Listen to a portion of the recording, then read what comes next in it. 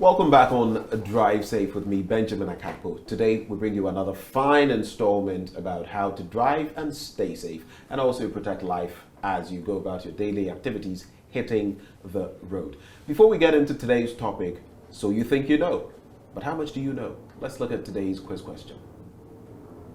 All right, so I'm sure you've seen the possible answers. Let's see at the end of this segment whether you would have got the right answer. But we're back at Top Tech Transport and Logistics with the CEO, Cecil Garbrah. Cecil, thank you so much for having us once more. You're very most welcome. Right.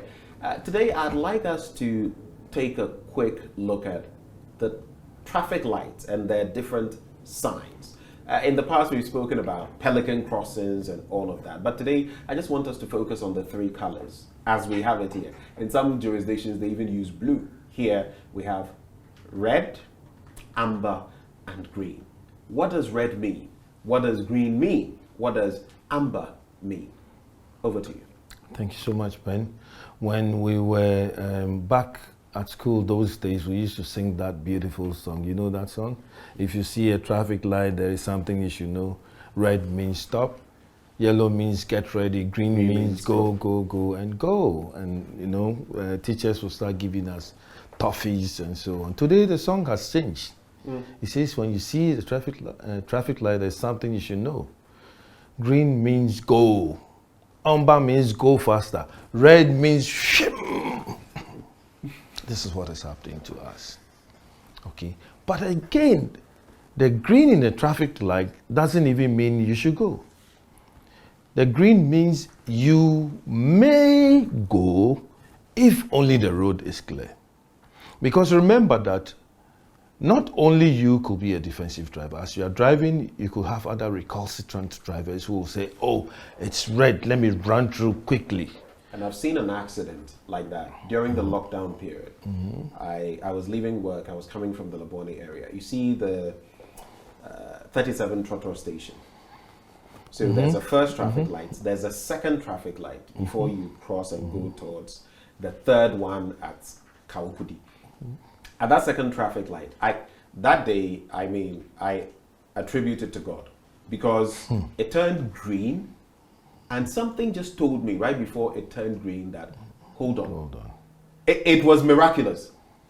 I held on for about a second. The car to my side, the car to this side, the cars to my sides moved. There was a sleek Benz car, practically new. I remember a beige or cream or something like that came and rammed into the one here. I think it was this Nissan 4x4. The Nissan also ran into the vehicle here. It was a Hyundai i10 or so, and there was another vehicle. Wow. All three of them together with the Benz piled up towards the ramp or whatever. It was a mess. And there was an old man, I remember, in the 4x4. His side, because he had a driver, he's an expat. He was an expat. He had the driver and he was to the right, and that was where the car slammed. You could see the mark. Oh my God. It was terrible. And this guy was simply trying to beat the red light. Unfortunately for him, you know, during the time of the lockdown, so there was a police officer there, a prisons officer and all of that. Big mess. And to make matters worse, his license his insurance had expired. Oh my God. Well, this is what happens, and we never take things for granted in this situation, right? So the light that you see, the green doesn't mean you should go. It says you may go if only the road is clear. What about the amber? The amber that you see is telling you to stop. It is not giving you that information that you should get ready. When you see amber, just slow down and stop, because the next move is the red will appear. And then when the red appears, that is a serious offense. So slow down on amber. Amber means you should stop. It's not saying the normal thing that get ready to stop. No. Amber says you should stop. So you slow down. And that is why when the amber light comes, it gives you a period depending on the road for you to slow down and stop.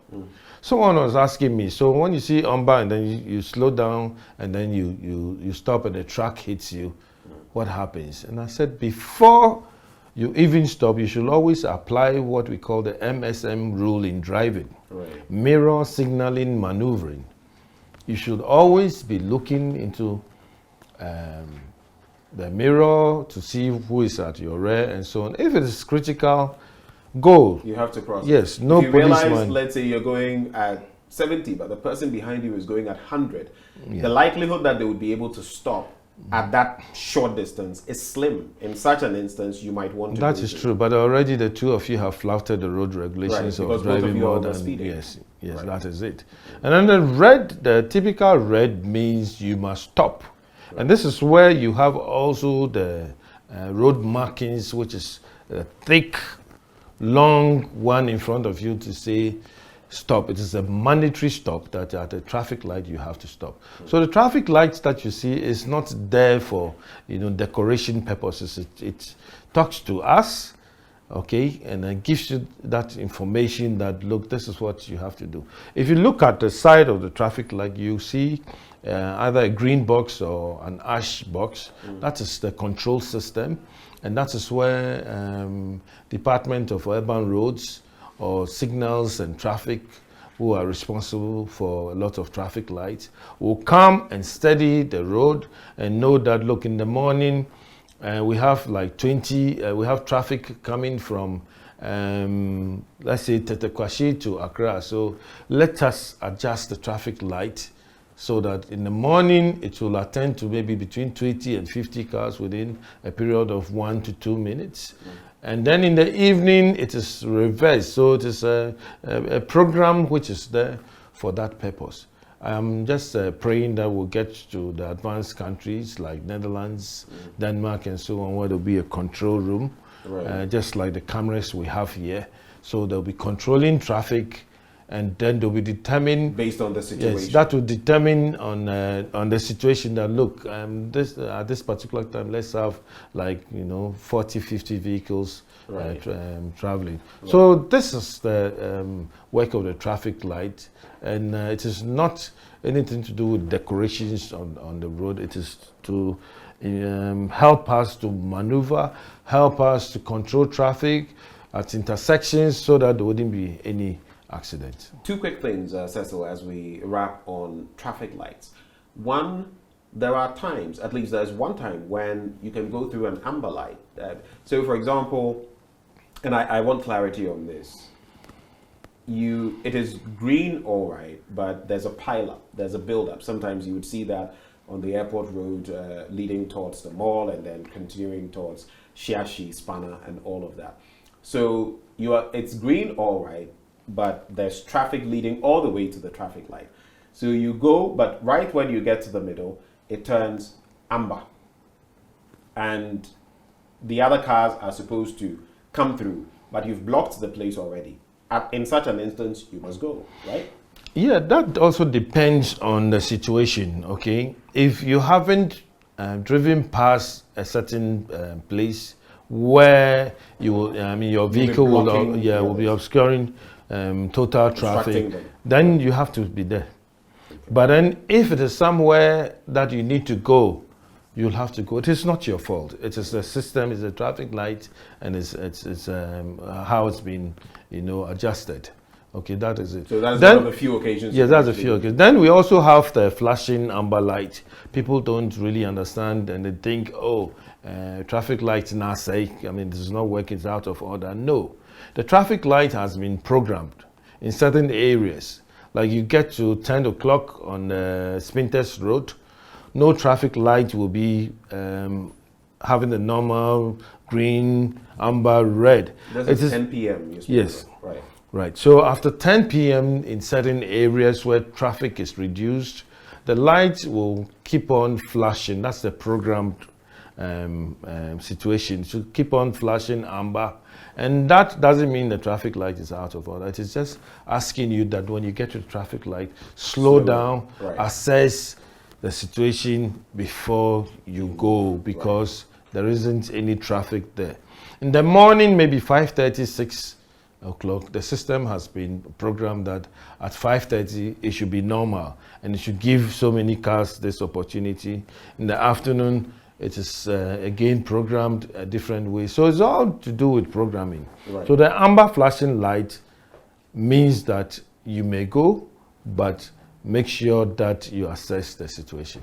The final bit, again, in terms of these traffic lights and what they mean, sometimes you would see that there's an ambulance or there's some emergency and a car is there. Now, the ambulance or something keeps honking, there's no space.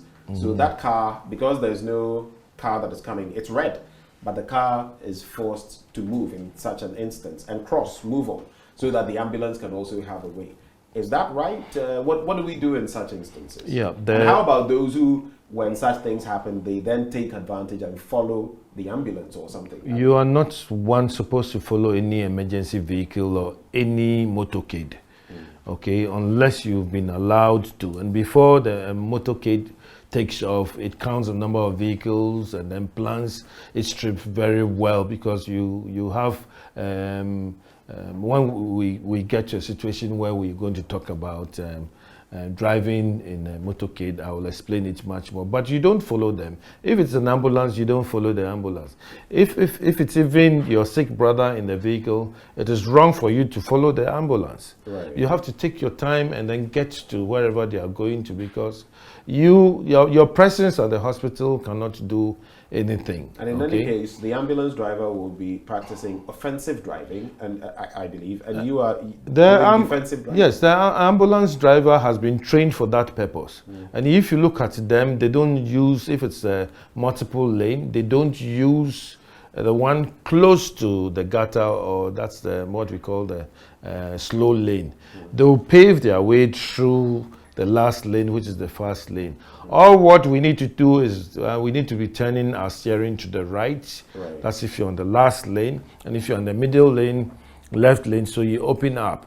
Right. Now, but in where case it is impossible for them to move, in case there's a pile up, okay, if a police officer is there and he hears a siren, he will pull the vehicles through that come to pass. But if it is not possible that you have the policeman there, you, the first guy, you have to start moving a little bit forward. That is only when it's possible. Right. If it is not possible, the ambulance driver, in fact, I trained them, so I know what they will do. They will select the opposite lane, okay, put on all their highlights, and then change the siren to the most noisiest siren that will go further. We have 3 sirens. I can't use my voice to explain, but we have one that when it is blaring, it will go further and inform you that there's an emergency situation. And highlights, not dim light, highlights with hazard lights will be on, and then the driver will add on his horn, and then make sure that he'll drive cautiously to get out of traffic. So that is acceptable. Well, that is it. A very thorough understanding of what the road signs or the traffic colors mean.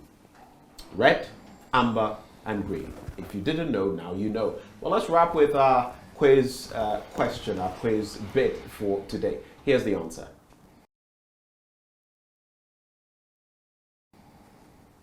And on that note, we wrap on Drive Safe for another installment. My name is Benjamin Akaku. Thank you for watching.